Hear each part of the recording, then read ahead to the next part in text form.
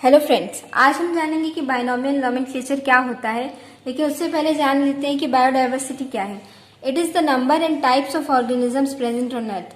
जितनी भी स्पीशीज पूरे अर्थ में प्रेजेंट हैं उन सबको मिला के हम बायोडाइवर्सिटी कहते हैं। The number of species known and described range between 1.7 to 1.8 million. इतनी स्पीशीज डिस्क्राइब्ड हैं पूरे वर्ल्ड में 1.7 to 1.8 मिलियन। ये डाटा बहुत इंपॉर्टेंट है। More is the area of research, more will be the species found there. यानी कि जितना ज़्यादा हम इन्वेस्टिगेशन का एरिया बढ़ाते जाएंगे उतना ज़्यादा स्पीशीज़ के नंबर हैं जो वो बढ़ते जाएंगे। हम ज़्यादा स्पीशीज़ को ढूंढते जाएंगे। There are many plants and animals that are known by their local names in a particular area. Hence each plant और animal would have different names in different areas.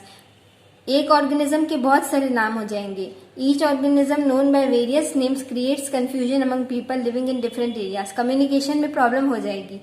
इसलिए hence there is a need to standardise the naming of living organism such that particular organism is known by a single name all over the world. अगर single name से जाना जाएगा organism तो communication में दिक्कत नहीं जाएगी। This process is called nomenclature. ये प्रोसेस जिसमें हम ऑर्गेनिज्म को स्टैंडर्डाइज्ड वे में नेम करते हैं इसको कहते हैं हम nomenclature. But before naming an organism it is necessary to describe it. This description of organism which helps us to classify it into different categories is called identification। जो description हम organism का देते हैं उस डिस्क्रिप्शन के बिना हम organism को पहचान नहीं सकते और इस डिस्क्रिप्शन को हम आइडेंटिफिकेशन कहते हैं। For example, human has external hair, external ear pinna, mammary glands, so we know that it is a mammal and its name is Homo sapiens।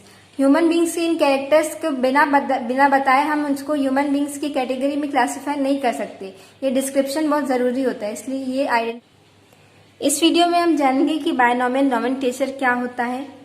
The authority which has the right to give standardised names to plants is called international code for botanical nomenclature और ICBN। The authority which has the right to give standardized names to animals is called International Code of Zoological Nomenclature or ICZN. These authorities ensure that such a name is not used for any other known organism. They ensure that each organism has a single name. ये ensure करती है कि एक organism को एक ही नाम से जाना जाए। The system of providing a name with two components is called binomial nomenclature. These two components are: first component is the generic or genus name and the second component is the specific epithet.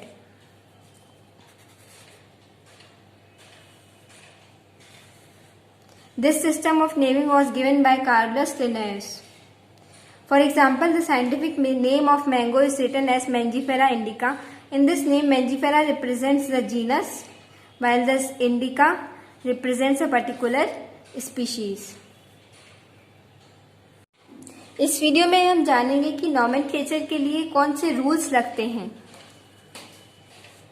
Biological names और binomial names are generally in Latin and written in italics. उनको Latin में लिखा जाता है और italics में लिखा जाता है। Whatever may be their origin, their names are given in Latin only. वो ऑर्गेनिज्म चाहे इंडिया का हो, चाहे न्यूयॉर्क का हो, चाहे स्विट्जरलैंड का हो, कोई भी उसका ओरिजिन हो, लेकिन उसका नाम लैटिन में ही दिया जाएगा और इटैलिक्स में लिखा जाता है। The first word in a biological name represents genus of organism and the second one represents its specific epithet. Both the words in a biological name when handwritten are separately underlined. हम ऐसा क्यों करते हैं? इसकी Latin origin को दिखाने के लिए हम लोग जब लिखते हैं तो सेपरेटली अंडरलाइन करते हैं या फिर जब प्रिंट करते हैं तो उसको इटैलिक्स में प्रिंट करवाते हैं ताकि हम इसके लैटिन ओरिजिन को दिखा सकें। The first word, that is the genus name, starts with a capital letter while the specific epithet starts with a small letter. For example, in Mangifera indica, genus name starts with capital letter M and indica starts with the small letter I. The name of the author appears after specific epithet but in abbreviated form. For example, Mangifera indica Linn. Linn here stands for the author Linnaeus. इस video में हम ये जानेंगे कि organisms को classify करने की ज़रूरत क्यों है। It is nearly impossible to study all the organisms one by one because there are about 1.7 to 1.8 million species in the world. अब इतनी species को हम एक एक करके पढ़ सकना impossible है. So to make it possible, classification is the solution. Classification is the process by which anything is grouped into convenient categories based on some easily observable characters. जो हम इजीली ऑब्जर्व कर सके ऐसे कैरेक्टर्स के basis पे classify किया जाता है ऑर्गेनिजम्स को. These categories are also called as taxa. इस क्लासिफिकेशन से हमको उन ऑर्गेनिजम्स के बारे में पढ़ने में आसानी होती है. For example, dog is a mammal and mammals are animals. Therefore dogs, mammals and animals they present taxa at different levels. All organisms can be classified into different taxa and at different levels. This process of classification is called as taxonomy. The characters which are studied to classify the organisms are external and internal structure, structure of cell जैसे कि वो prokaryotic है कि eukaryotic cell है, development process जैसे कि larva stages है या नहीं है उसमें, और इकोलॉजिकल इन्फॉर्मेशन यानी कि एबायोटिक फैक्टर्स से या बायोटिक फैक्टर्स से उसका रिलेशन है.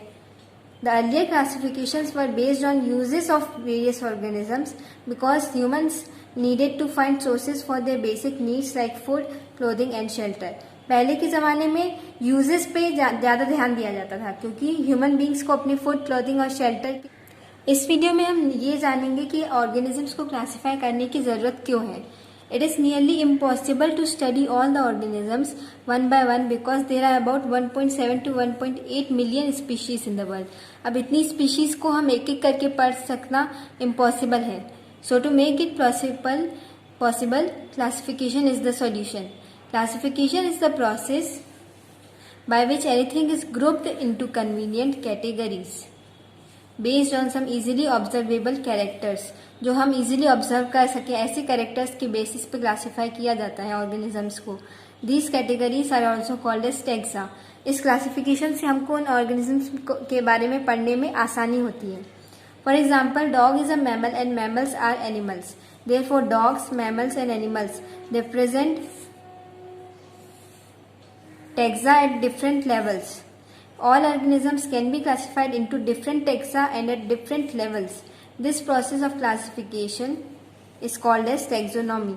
The characters which are studied to classify the organisms are external and internal structure, structure of cell जैसे कि वो प्रोकैरियोटिक है कि यूकैरियोटिक सेल है, डेवलपमेंट प्रोसेस जैसे कि लार्वा स्टेजेस है या नहीं है उसमें, और इकोलॉजिकल इन्फॉर्मेशन यानी कि एबायोटिक फैक्टर्स से या बायोटिक फैक्टर्स से उसका रिलेशन है. The earlier classifications were based on uses of various organisms because humans needed to find sources for their basic needs like food, clothing and shelter. पहले के ज़माने में uses पे ज़्यादा ध्यान दिया जाता था क्योंकि ह्यूमन बींग्स को अपनी फूड, क्लोथिंग और शेल्टर के लिए ज़रूरत थी.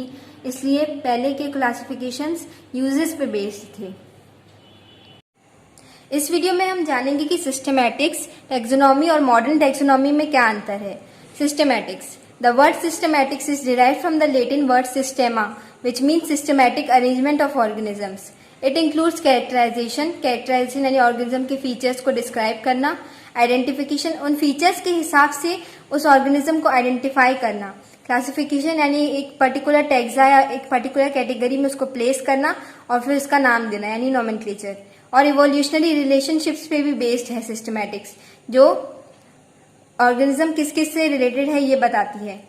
बट टैक्सोनॉमी में क्या होता है? Taxonomy includes only characterisation, identification, classification and nomenclature but not evolutionary relationships. ये बात ध्यान रखने वाली है, ये इवोल्यूशनरी रिलेशनशिप्स पे डिपेंड करती है लेकिन टैक्सोनॉमी इवोल्यूशनरी रिलेशनशिप पे डिपेंड नहीं करती है. और modern taxonomy includes external and internal structure, structure of cell, development process and ecological information. Linnaeus used Systema Naturae